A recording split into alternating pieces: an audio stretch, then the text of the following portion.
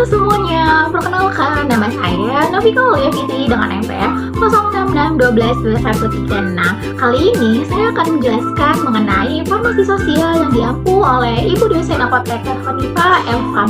Di sini saya akan memberikan edukasi mengenai pencegahan stunting di masyarakat. Stunting menjadi salah satu masalah kesehatan di Indonesia. Saat ini, Indonesia merupakan peringkat kelima kejadian stunting pada balita di dunia. Stunting merupakan masalah gizi kronis yang ditandai dengan tinggi badan anak yang lebih rendah dibandingkan standar usianya, sebagai akibat dari kekurangan gizi dalam waktu lama, terutama pada 1000 hari pertama kehidupan. Menurut WHO, batasan prevalensi stunting suatu wilayah sebesar 20%. Menurut riset kesehatan dasar yang dilakukan oleh Badan Penelitian dan Pengembangan Kesehatan, angka stunting yang terjadi di Indonesia pada tahun 2018 mencapai 30,8%. Kemudian pada tahun 2024 menjadi 19,8%. Walaupun mengalami penurunan, stunting masih menjadi fokus penting bagi pemerintah maupun masyarakat agar tidak terjadi kasus stunting di Indonesia. Stunting pada anak disebabkan oleh banyak faktor yang terdiri dari faktor langsung maupun tidak langsung. Di antaranya asupan gizi balita yang tidak adekuat, kekurangan asupan gizi terutama seperti protein, zat besi, zinc, serta vitamin A dapat menghambat pertumbuhan anak. Pola makan yang tidak seimbang atau terbatasnya akses terhadap makanan bergizi menyebabkan kebutuhan nutrisi anak tidak terpenuhi sehingga tubuhnya tidak dapat bertumbuh dengan optimal. Yang kedua yaitu penyakit infeksi. Penyakit infeksi seperti diare, infeksi saluran pernapasan, atau cacingan dapat mengganggu penyerapan zat gizi dalam tubuh. Infeksi yang terjadi berulang kali juga menyebabkan kehilangan energi dan nutrisi sehingga menghambat pertumbuhan anak secara kronis. Yang ketiga yaitu faktor ibu dengan nutrisi buruk selama prakoncepsi, kehamilan, dan laktasi. Status gizi ibu sebelum dan selama kehamilan sangat mempengaruhi pertumbuhan janin. Ibu yang kurang gizi beresiko melahirkan bayi dengan berat badan lahir rendah yang menjadi faktor resiko utama stunting. Selain itu, asupan gizi yang tidak memadai selama menyusui juga mempengaruhi kualitas ASI.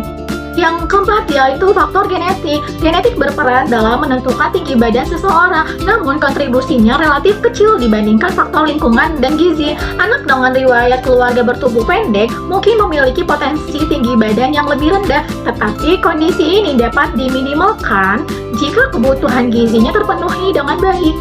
Yang kelima yaitu pemberian ASI tidak eksklusif, di mana jika ibu tidak memberikan ASI eksklusif selama 6 bulan pertama, dapat meningkatkan risiko stunting karena bayi kehilangan sumber gizi terbaik yang mudah diserap, yang mengandung antibodi alami yang melindungi bayi dari infeksi. ASI eksklusif juga berperan penting dalam mendukung pertumbuhan dan perkembangan otak bayi.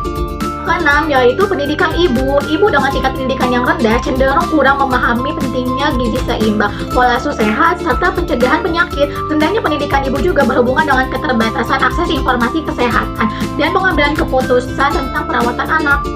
Ketujuh yaitu pengetahuan gizi ibu. Pengetahuan gizi yang kurang dapat menyebabkan ibu tidak mampu memilih makanan yang bergizi seimbang bagi anaknya. Kesalahan dalam pemberian pasif, frekuensi makan yang tidak cukup, dan pola konsumsi yang tidak sesuai dapat memperburuk status gizi anak. Yang kedelapan yaitu faktor lingkungan. Lingkungan yang tidak sehat seperti sanitasi yang buruk, kurangnya akses air bersih, dan perilaku hidup yang tidak bersih meningkatkan resiko infeksi saluran pencernaan pada anak. Kondisi ini mengganggu penyerapan zat gizi dan menyebabkan pertumbuhan anak terganggu. Dampak buruk yang dapat ditimbulkan oleh stunting diantaranya ada jangka panjang dan jangka pendek. Pada jangka pendek yaitu terganggunya perkembangan otak, kecerdasan, gangguan pertumbuhan fisik, dan gangguan metabolisme dalam tubuh. Sedangkan pada jangka panjang akibat buruk yang dapat ditimbulkan yaitu menurunnya kemampuan kognitif dan prestasi belajar, menurunkan kekebalan tubuh sehingga mudah sakit dan beresiko tinggi munculnya penyakit diabetes, kegemukan, penyakit jantung, dan pembuluh darah, kanker, stroke, dan disabilitas pada usia tua. Stunting dapat dicegah dengan gizi dan sanitasi. Pemenuhan gizi yang baik dapat dipenuhi dimulai dari ibu hamil. Kemudian ibu hamil mendapatkan suplemen gizi seperti tablet zat besi. Lakukan inisiasi menyusui dini. ASI, makanan terbaik bayi, mengandung zat gizi yang lengkap yang dibutuhkan bayi, lebih hemat, lebih sehat, anak cerdas.